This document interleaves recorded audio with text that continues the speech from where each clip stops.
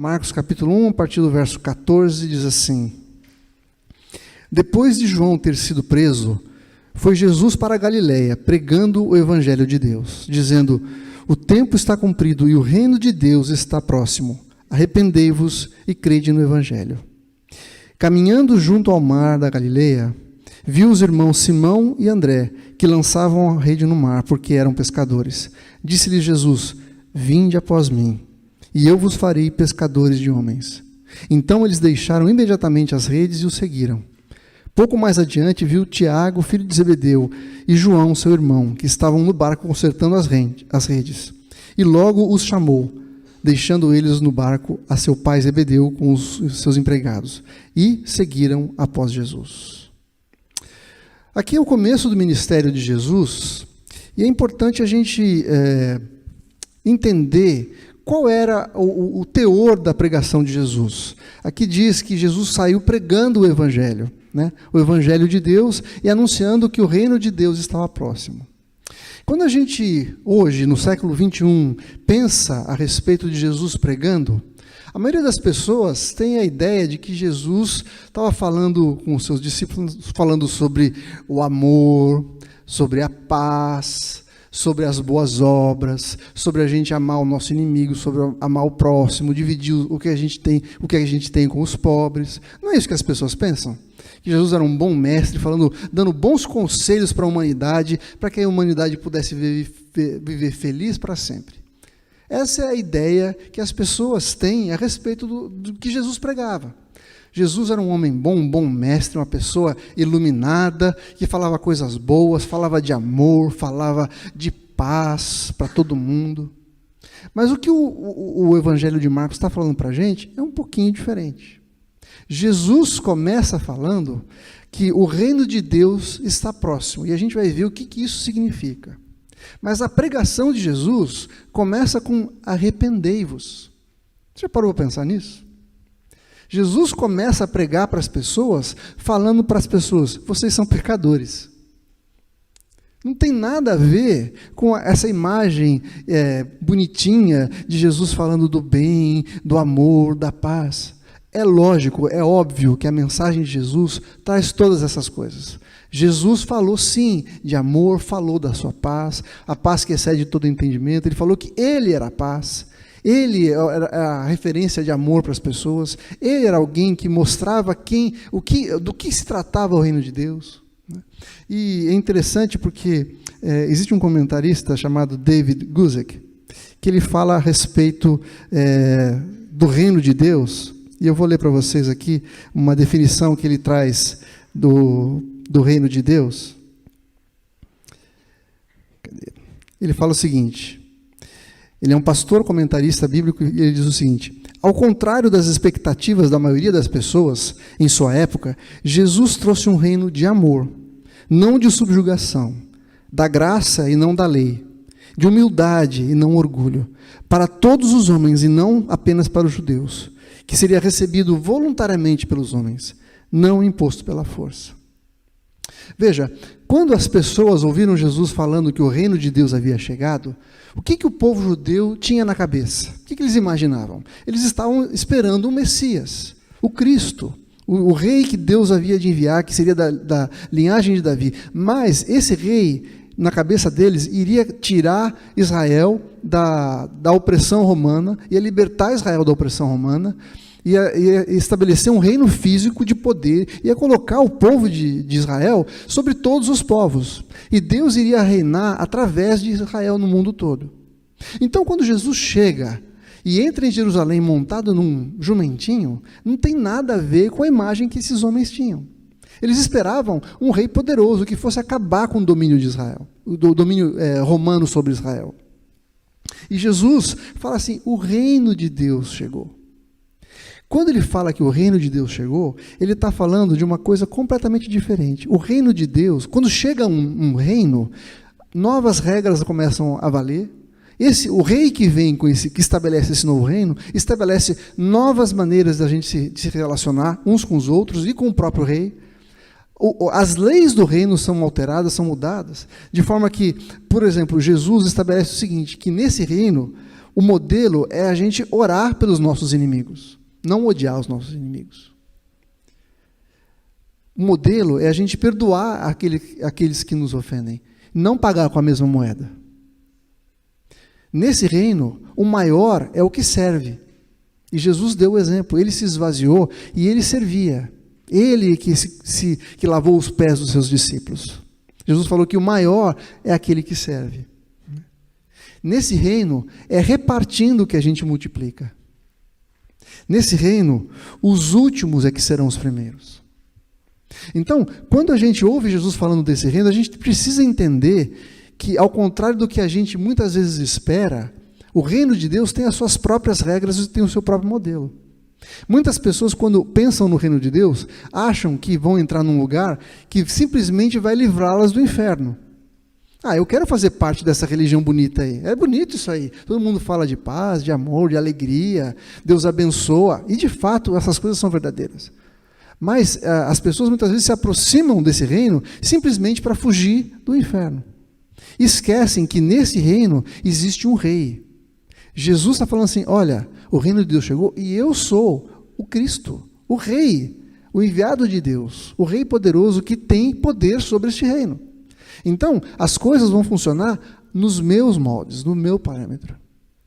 Não dá para a gente olhar para Jesus e simplesmente achar que ele é um bom mestre, uma pessoa iluminada, que tem um bom discurso, que fala bem, que prega bem. Não é isso. Jesus é o rei. Ele é o Senhor. E quando a gente enxerga essa diferença, a gente tem que passar a viver se submetendo à vontade desse rei. A gente por viver numa democracia, às vezes não tem noção do que significa um reinado. O rei tem poder absoluto sobre todo mundo. O que ele fala é lei. Ele não tem que pedir opinião para ninguém. Ele fala e as pessoas simplesmente obedecem. Por quê? Porque ele é o rei. E Jesus está falando isso. O reino de Deus está sendo estabelecido e eu sou aquele que é o rei desse lugar. Então, aproximar-se de Jesus, seguir a Jesus, significa a gente se submeter à vontade dele. Completamente entender o que Jesus espera e o que ele está propondo para nós. A gente vê que, muito embora os discípulos tenham andado com Jesus durante 3 anos, ouvindo Jesus falar acerca do reino, no fim das contas eles não haviam entendido. Eu quero mostrar para vocês um exemplo, como que a gente sabe disso, numa passagem que está lá em Lucas capítulo 24, eu já preguei sobre esse texto, que é o caminho de Emaús, quando os discípulos, depois que Jesus morre, eles vão em direção a Emaús, tristes, desenchavidos da vida, chateados, porque a expectativa que eles tinham a respeito do reinado de Jesus não foi alcançada. Eles pensaram que Jesus vinha de fato destruir Roma, livrar o povo de Israel de Roma, mas Jesus não faz isso, e no fim ele acaba morrendo na cruz. E lá no versículo 18 a 21 de Lucas 24, a gente lê assim: quando eles estão caminhando, Jesus aparece para eles e eles não reconhecem que é Jesus. E Jesus começa a caminhar e vê que eles estão chateados, tristes porque aconteceu alguma coisa, e ele pergunta: o que aconteceu? Por que vocês estão chateados? Por que vocês estão tristes assim? Aí, a partir do verso 18, diz assim: um, porém, chamado Cleopas, respondeu, dizendo: és o único, porventura, que, tendo estado em Jerusalém, ignoras as ocorrências desses últimos dias? Ele lhes perguntou: quais? Jesus perguntou, quais? E explicaram: o que aconteceu a Jesus, o Nazareno, que era varão profeta, poderoso em obras e palavras, diante de Deus e de todo o povo. E como os principais sacerdotes e as autoridades o entregaram para ser condenado à morte, e o crucificaram. Aí que vem, 21, diz assim: ora, nós esperávamos que ele fosse quem havia de redimir Israel. Mas, depois de tudo isso, já é o 3º dia desde que essas coisas aconteceram. Ou seja, eles estavam chateados porque eles esperavam que, de fato, Jesus ia fazer alguma coisa a nível político. Iam fazer alguma coisa a nível de livrar o povo de Israel do domínio de Roma. Mas Jesus não faz isso. Jesus trata do pecado do povo. E é isso que eu quero falar com vocês agora. Quando Jesus fala que o reino de Deus está chegando, além dele estabelecer que o reino de Deus não é o reino que a gente esperava, mas é um reino diferente, com as regras do reino, com um reinado que seria feito a partir do rei Jesus. Ele começa dizendo o seguinte: arrependei-vos e crede no Evangelho. Quando ele fala arrependei-vos, como eu já falei, ele está falando o seguinte: olha, vocês são pecadores. Não dá para a gente arrepender se você não pecou, não é verdade? Então, quando Jesus fala para a gente se arrepender, ele está deixando claro que nós somos pecadores, que nós precisamos de um Salvador, porque todo pecado gera morte. Então, a única alternativa para nós seria morrer. E Jesus fala assim: arrependei-vos. No momento que ele diz arrependei-vos, mostrando o nosso pecado, imediatamente ele aponta: e crede no Evangelho. O que isso quer dizer? Jesus, quando mostra que nós somos pecadores, ele está mostrando também que nós precisamos de um Salvador, porque o salário do pecado é a morte. Imagina Jesus trazendo e pregando uma mensagem como essa, e as pessoas ouvindo, as pessoas vão ficar desesperadas. Quer dizer que eu sou pecador? Quer dizer que eu vou morrer? Aquele povo para quem Jesus estava pregando era um povo que se sentia a última bolacha do pacote. Por ser o povo escolhido de Deus, eles achavam que eles estavam bem com Deus, que eles tinham as leis, que eles obedeciam às leis, e por causa disso, eles estavam bem. Mas Jesus mostra para eles que o problema deles era mais fundo. Eles tinham sim pecado e tinham ofendido a Deus. Isso é uma coisa muito importante. Muitas vezes a gente pensa assim: meu pecado não tem tanto problema, afinal de contas, eu não ofendi ninguém, eu não fiz mal a ninguém. Não tem gente que fala isso? Eu não estou fazendo mal para ninguém, no máximo para mim mesmo. Qual que é o problema?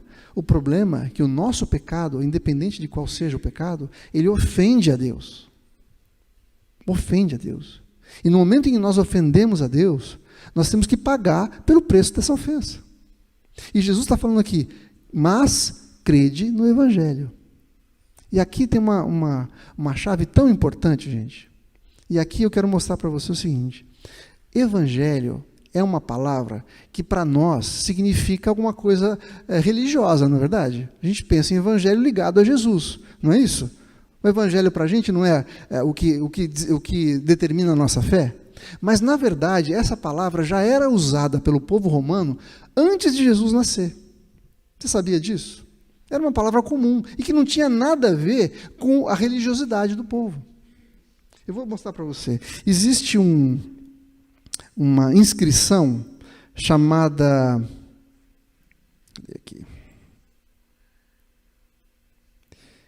Calendário de Priene, que ela é datada de 9 a.C. Nessa inscrição, diz o seguinte, que... se refere ao aniversário de Augusto César, César Augusto, o rei lá de Roma, né? Como início de uma nova era, o início do Evangelho anunciando o seu reino, que anunciava paz e salvação para o seu povo, e um decreto romano para iniciar um novo sistema de calendário baseado no ano do nascimento de Augusto César. Ou seja, era uma inscrição que dizia o seguinte: Evangelho, para ele, significava o seguinte: quando um rei chegava, ou vencia uma guerra, ou ele nascia, ou ele vencia uma guerra e trazia paz para um povo, a notícia era dada como o Evangelho, era uma boa notícia que era dada para um povo, significando que um novo rei havia chegado. Que a partir daquele momento, as regras seriam diferentes, seriam novas. É por isso que Jesus, quando nasce, os anjos anunciam a boa nova do Evangelho. Eis que vos trago boas novas. O Evangelho de Marcos começa dizendo assim: início do Evangelho de Jesus Cristo. Ou seja, quando Jesus nasce, quando Jesus começa o seu Evangelho, ele está dizendo que alguma coisa nova aconteceu.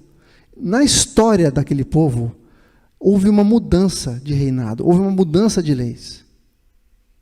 E Jesus, então, é o rei que determina um novo período na história. Por isso que a gente diz que Evangelho são boas novas. Todas as religiões apontam para a gente o seguinte: elas chegam para a gente e falam assim: olha, se você fizer isso, você vai ser salvo. Se você cumprir essas regras, você vai se ligar com o divino. O cristianismo é a única religião que age diferente. Em vez de chegar para a gente e falar assim: olha, você precisa fazer isso para ser salvo, o Evangelho de Jesus diz o seguinte: já foi feito isso. O Evangelho é uma notícia de algo que já foi feito não por nós, mas em nosso favor. Um rei chegou e nos trouxe salvação. Lá em Colossenses diz que Deus nos livrou do império das trevas e nos transportou para o reino do Filho do seu amor. Ele fez isso. O nosso relacionamento com Deus se dá pelo fato de algo que aconteceu na história. Um fato isolado que aconteceu na história. Não é pelo que eu fiz, é pelo que Jesus fez. Quando Jesus veio ao mundo declarando o Evangelho, ele está dizendo, começou uma nova fase, um novo momento na história. E não depende do que você vai fazer, depende do que eu já fiz. Jesus fala assim, crede no Evangelho. Quando a gente pensa na palavra crer, o que a gente imagina? O que a gente pensa? Acreditar, não é isso? Eu creio em Deus, eu acredito que Deus existe. Eu creio que esse lugar está cheio. Eu estou vendo, então eu posso ver e acreditar nessa realidade.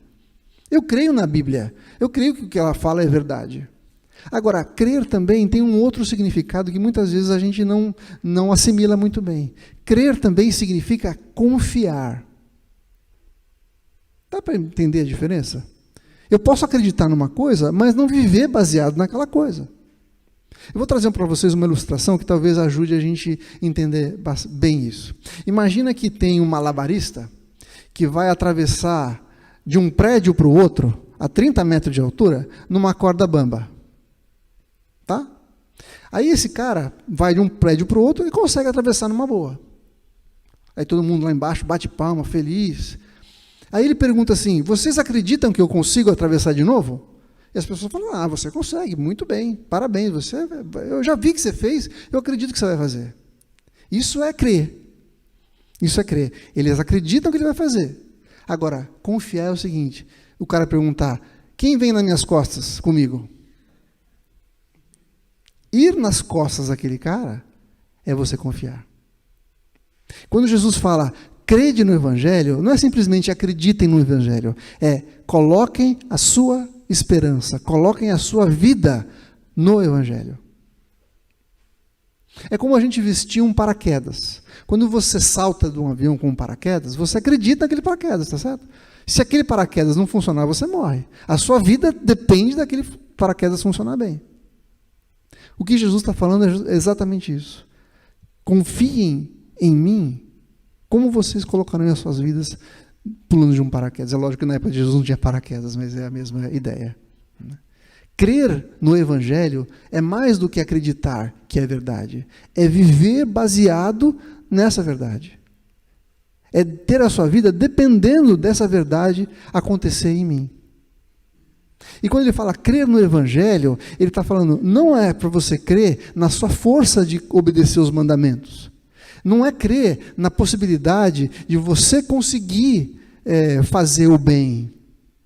É você crer naquilo que eu fiz. No poder que eu tenho para transformar a sua vida.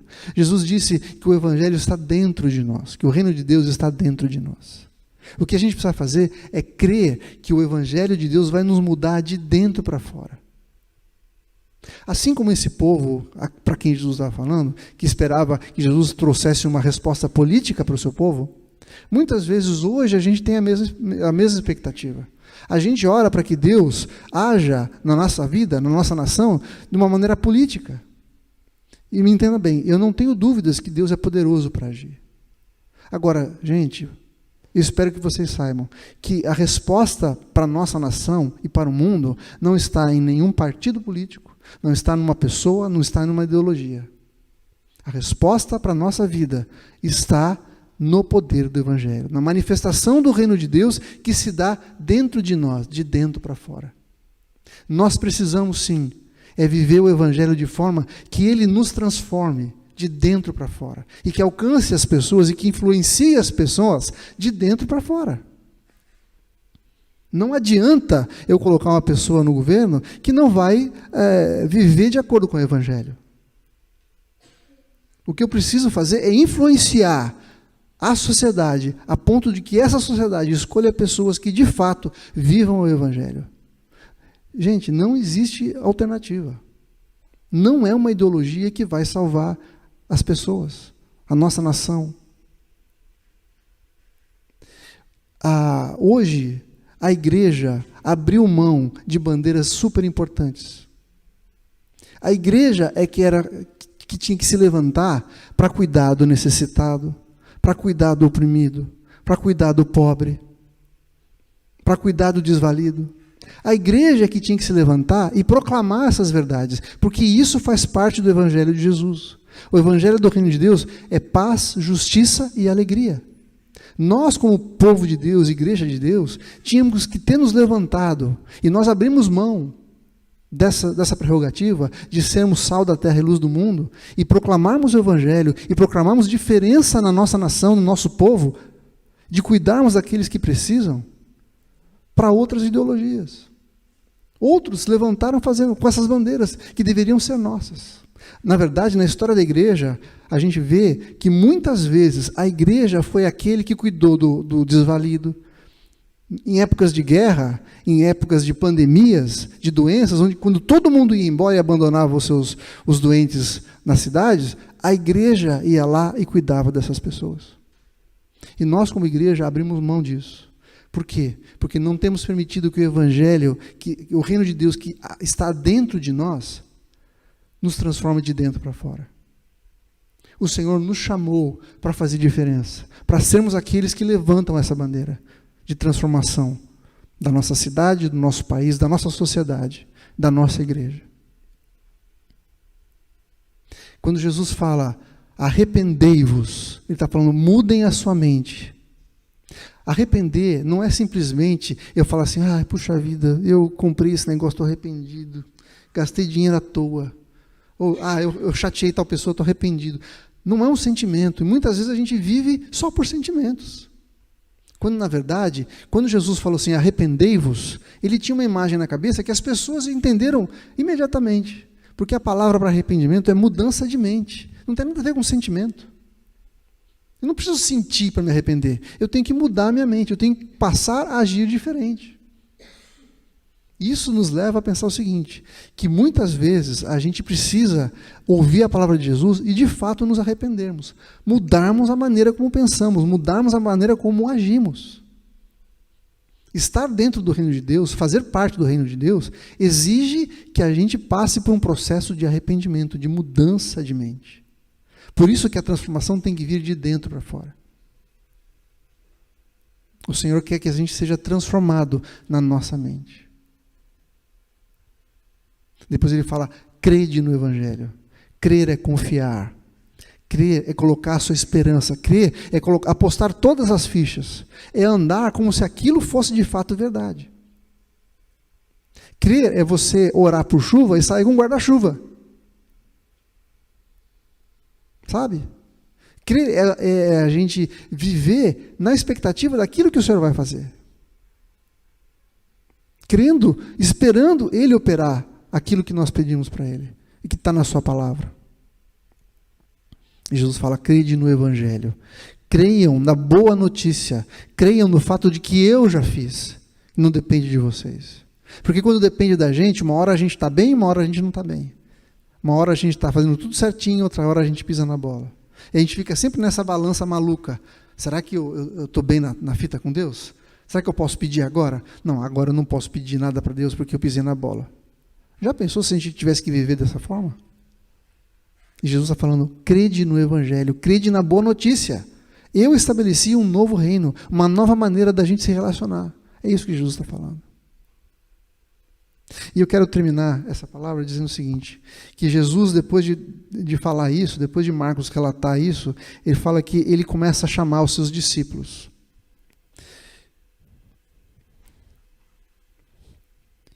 Lá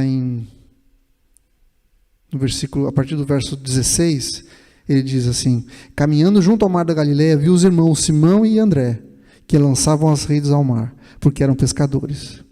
Depois Jesus disse, vinde após mim, sigam-me. Vir após mim não é simplesmente andar atrás de mim, é viver do jeito que eu vivo, é fazer as coisas do jeito que eu faço. O reino de Deus, então, acontece quando existe arrependimento, existe fé, mas também existe relacionamento com Jesus. andar do jeito que Jesus andava, fazer as coisas do jeito que Jesus fazia, chamar de pecado aquilo que Jesus chamava de pecado, abrir mão de coisas que Jesus abria mão. Não dá para a gente viver o Evangelho de longe.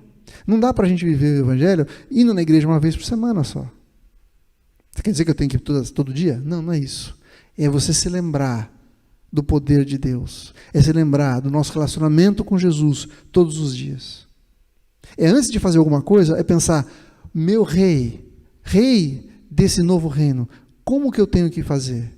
Como é que eu tenho que viver? Isso que eu estou fazendo agrada ao Senhor? É do teu agrado? É para eu fazer isso ou não? Ao contrário de simplesmente fazer as coisas e falar para Deus depois, Deus, me abençoa, vai. Quantas vezes a gente se frustra com as coisas que a gente faz, porque a gente não pergunta para Deus. A gente sai fazendo e fala para Deus abençoar depois, não é verdade? Quando, na verdade, o que o Senhor espera de nós é que a gente caminhe com Ele, de perto. Esse testemunho do Mateus foi muito importante porque mostrou que as pessoas, quando estão próximas, abençoam umas às outras. A gente não precisa andar sozinho. Aliás, não dá para andar sozinho. A gente não pode deixar que a distância chegue perto da gente. A gente tem que tirar do nosso meio tudo aquilo que nos afasta, que nos divide, que cria separação entre nós. Nós vivemos num reino onde há um só Senhor, um só Espírito, um só corpo. O Senhor nos chamou para andar com Ele e viver debaixo das leis desse novo reino que Ele está estabelecendo. Ele podia fazer isso sozinho, mas Ele decide chamar pessoas para andarem com Ele, para reproduzir o modelo que Ele está colocando, que Ele está trazendo. Fazer discípulos, fazer pessoas que caminhem da mesma forma que Ele, e que esses discípulos façam outros discípulos. A gente só vai conseguir mudar a nossa sociedade se nós nos levantarmos como os discípulos de Jesus, que levam o reino de Deus por onde vão, que falam da justiça, que falam do amor, que falam da graça de Jesus, que levam as pessoas a crer, a confiar no Evangelho, na boa notícia. A boa notícia é para todos. Jesus não veio só para o judeu, veio para toda a humanidade. A Bíblia diz lá em João 3,16 que Deus amou o mundo de tal maneira que deu seu Filho, para que todo aquele que nele crê não pereça, mas tenha a vida eterna. A gente não precisa mais morrer, porque Ele morreu no nosso lugar. Amém? Ele deu a vida eterna para nós. Então, gente, nessa manhã, que a gente possa receber o reino de Deus, com arrependimento, reconhecendo os nossos pecados, reconhecendo que precisamos de um Salvador, mudando a nossa mente, transformando a maneira da gente pensar e de agir. A Bíblia fala lá em Provérbios que aquele que encobre a transgressão jamais prosperará, mas o que confessa, o que fala assim, Senhor, é verdade, eu pequei, e deixa, alcançará a misericórdia. Confessar e deixar é mudança de mente, é transformação. Assim alcançaremos misericórdia. E Jesus faz o seu chamado para nós: venha após mim, siga-me. No texto a gente vê que Simão e André deixaram o seu barco e as suas redes. E os outros dois discípulos deixaram o seu pai para seguir a Jesus. O que isso fala para a gente? Que seguir a Jesus é mais importante do que o que você faz, que é a sua carreira, é mais importante do que a sua família. Seguir a Jesus é mais importante do que qualquer outra coisa, tem que ser a prioridade da nossa vida. Jesus deixou nos céus toda a sua glória, toda a sua majestade, todo o seu poder, e deixou também o seu próprio Pai para vir e encarnar. Ele se fez servo, Ele deu um modelo desse novo reino para nós. Se esvaziou da sua glória e se tornou servo de todos, para que nós pudéssemos ser enriquecidos pelo seu poder. Amém? Queria pedir para você fechar seus olhos, a gente vai orar.